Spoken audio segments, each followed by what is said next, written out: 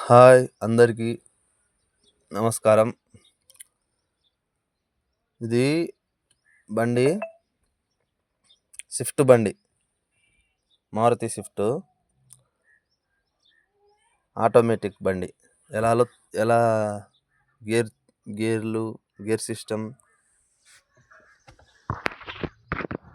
దీంట్లో break only accelerator ఉంటుంది. దీన్ని ఎలా తోలాలో, ఎలా ఆపరేట్ చేయాలనో నేను చూపిస్తా, చూడండి. మామూలుగా అన్ని వెహికల్స్కి ఉన్నట్టే ఉంటుంది. అన్ని వెహికల్స్ లాగానే ఫస్ట్ స్టార్ట్ చేసుకొని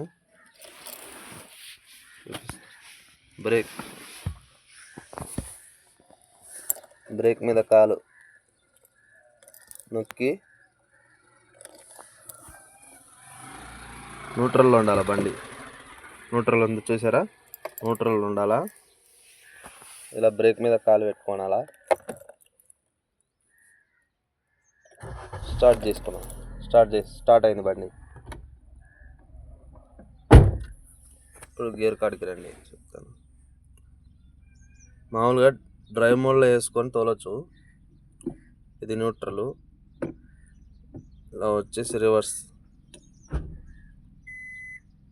గేర్ పడుతుంది. బ్రేక్ మీద కాలు పెట్టే ఉండాలి.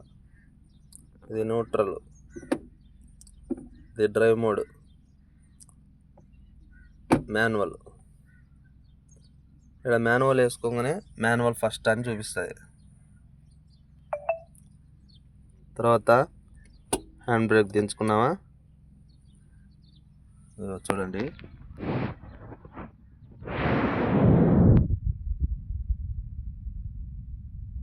బ్రేక్ వదిలితేనే మూవ్ అయిపోతుంది బండి.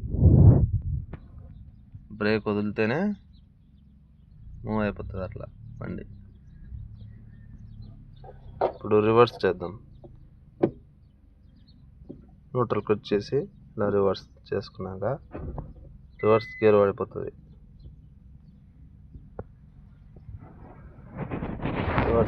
రివర్స్ వెళ్ళిపోతుంది బండి.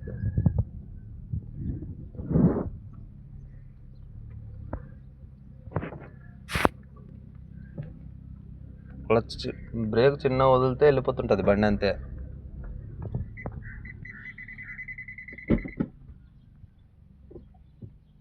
ఇప్పుడు రివర్స్ ఉంది, ఆపినామా.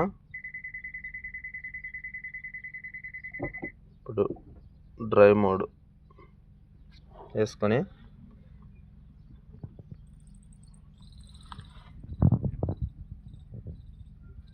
బ్రేక్ వదిలితే ముందరికి వెళ్ళిపోతుంది బండి, అంతే. మళ్ళీ న్యూట్రల్కి వచ్చి రివర్స్ వేసుకోగానే పడిపోతుంది. ఇలా సింపుల్. ఆటోమేటిక్ బండి వెరీ సింపుల్, చాలా సింపుల్.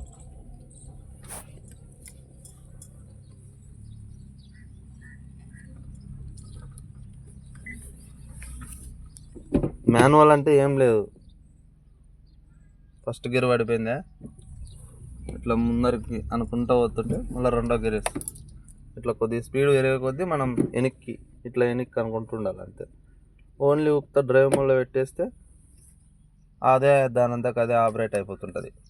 నువ్వు బ్రేక్ నొక్కినప్పుడల్లా బ్రేకు నొక్కినప్పుడల్లా గేర్ డౌన్ చేసుకుంటుంది. నువ్వు ఎక్సిలేటర్ ఇచ్చినప్పుడల్లా అదే అప్ చేసుకుంటుంది, అంతే. Simple, very simple.